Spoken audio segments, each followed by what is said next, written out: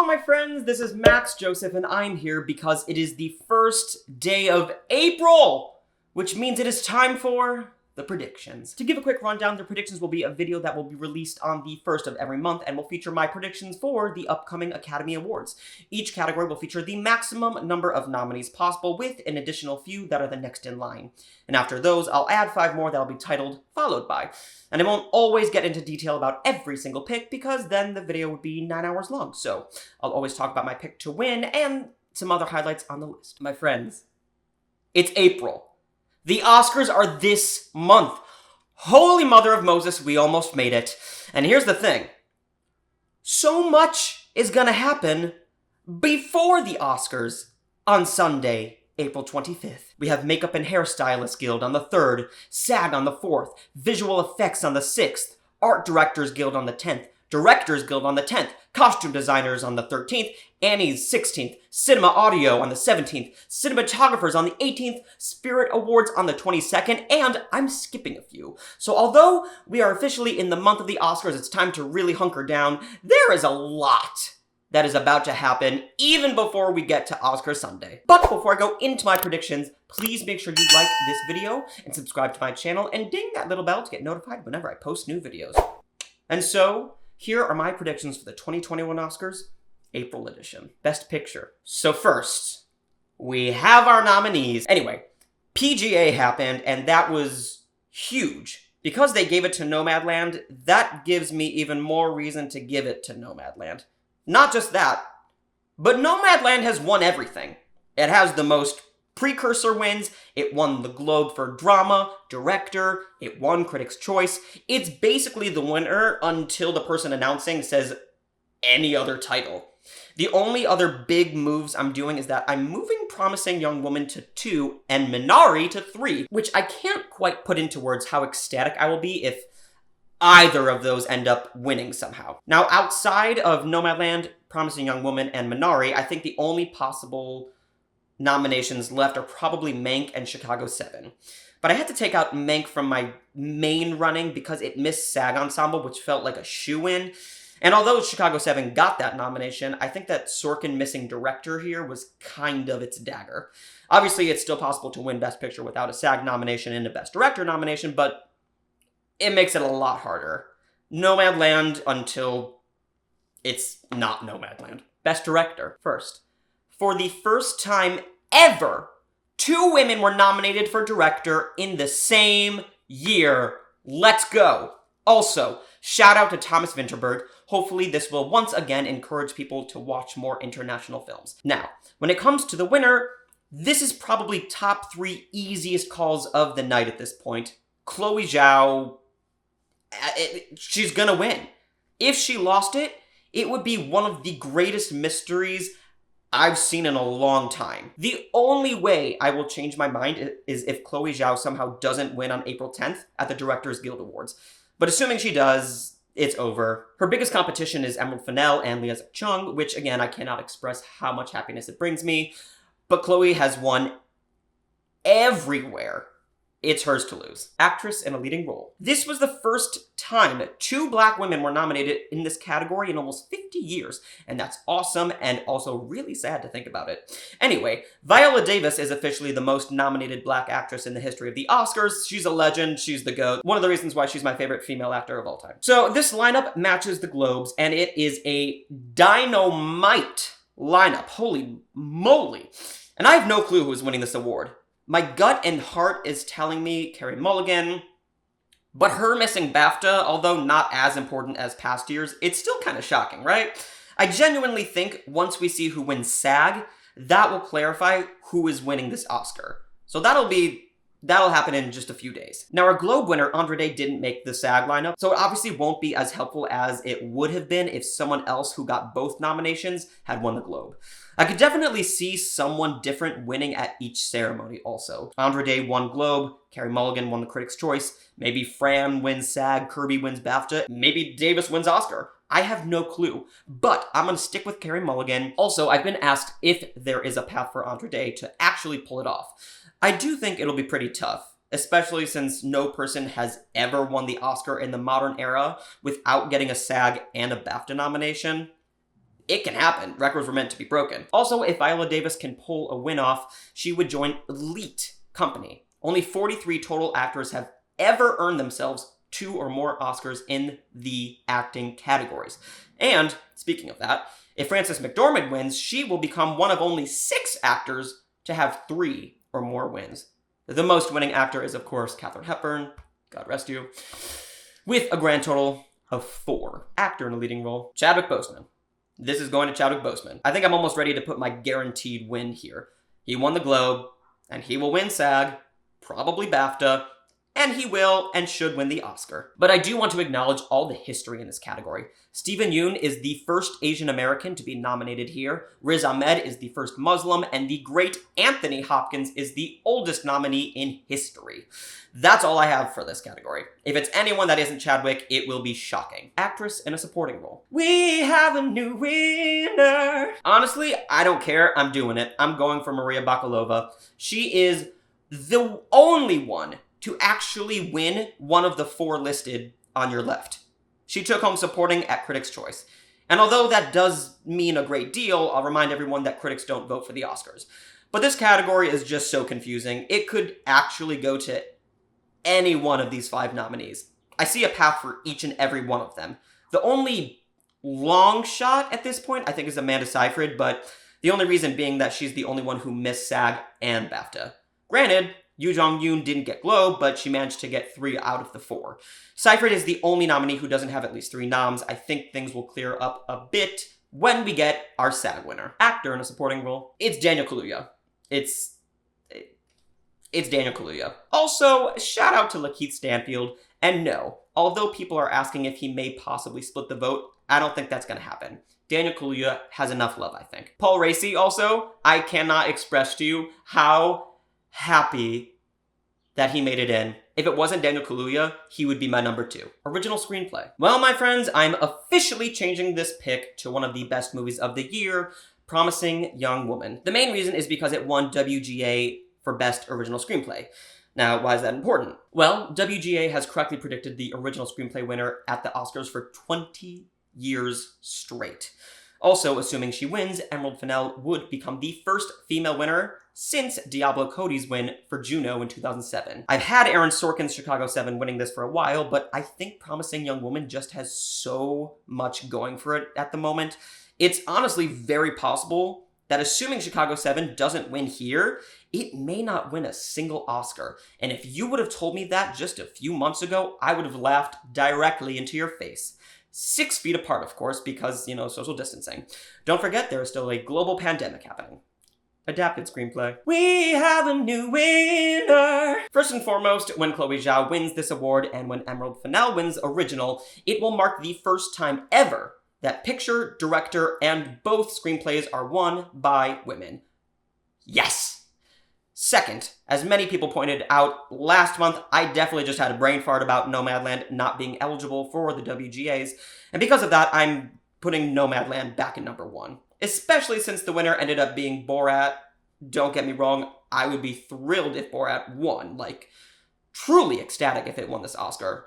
But Chloe Zhao is looking at her 3rd win here. Also, history was made when First Cow didn't get a nomination in this category, or in any other category, because it was the first time a New York Film Critics Circle Best Film winner to not earn a single Oscar nomination. Insane. Animated feature. Soul won PGA, its winning animated feature.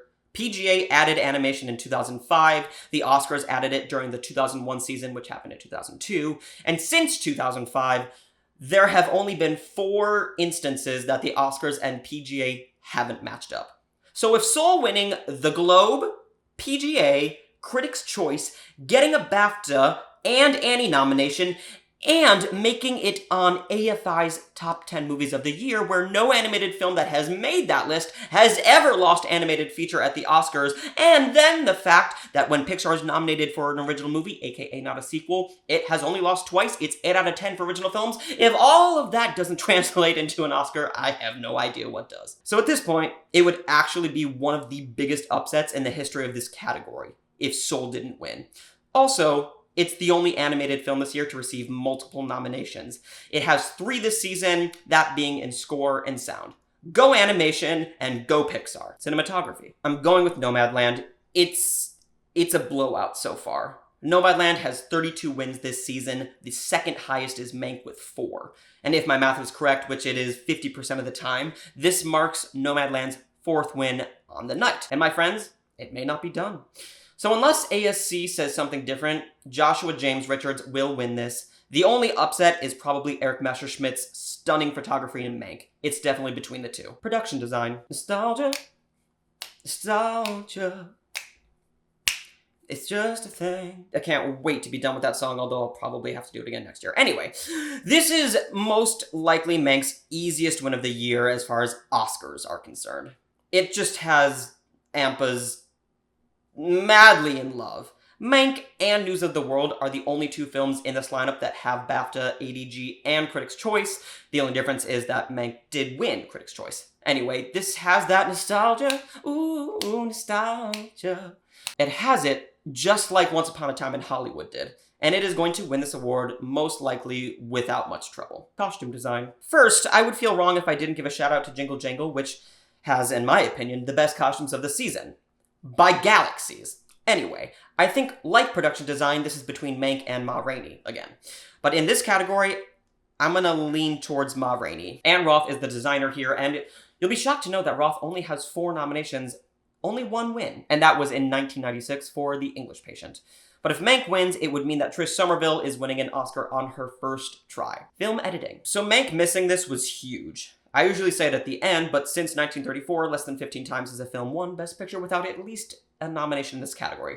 So for those of you who are still holding on to Mank winning Best Picture, may the force be with you. Anyway, this is actually really tight. A lot tighter than I thought it would be, because although Chicago 7 won Critics' Choice, I think that a lot of people are going to default to Nomadland, as it is the frontrunner for pick. Also, in case you weren't sure, Chloe Zhao is the editor of Nomadland. So if she won, it would give her 4 Oscars in one night. It would be one of the most historic moments ever in the history of the Academy. Also, not counting out the dark horse, Sound of Metal. Like Chloe Zhao, Michael Nielsen has never been nominated, and having a win on your first try in editing would be outstanding. Also, the editing in Sound of Metal is fantastic. It would actually probably be my second pick behind Chicago 7. So I am still going to stick with Chicago 7, but this may be one of the ones that I change up a day or 2 before the Oscars actually happen.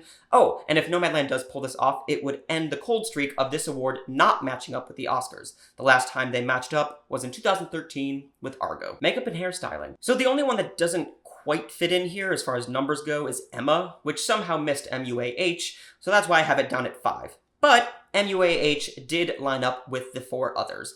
And unless Ampas goes crazy over Mank, which is very, very possible, I think it's going to go to either Ma Rainey or Hillbilly Elegy. So like the big flashy moment of Hillbilly Elegy is Glenn Close, but that's kind of it. With Ma Rainey, you look at any single actor in that film and the work is there. Sound. Just sound. First, I'm so happy I kept Soul in my predictions. Will it win?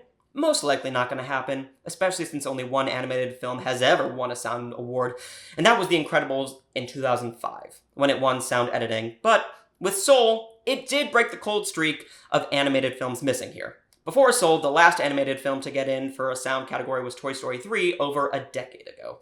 Second, I'm glad I changed my top choice to Sound of Metal because I was pretty firm on Tenet winning, even though every precursor said otherwise. Anyway, with the big blockbuster out of the way, I'm going to the film that I think actually has the best sound, or tied for the best, and that is, of course, Sound of Metal. And if I can go to bed on that Sunday night and say that Sound of Metal is an Oscar-winning film, I'm gonna sleep really well. Visual effects. To my knowledge, Tenet is the only film to actually win a visual effects award during this season. That's honestly the biggest edge it has so far.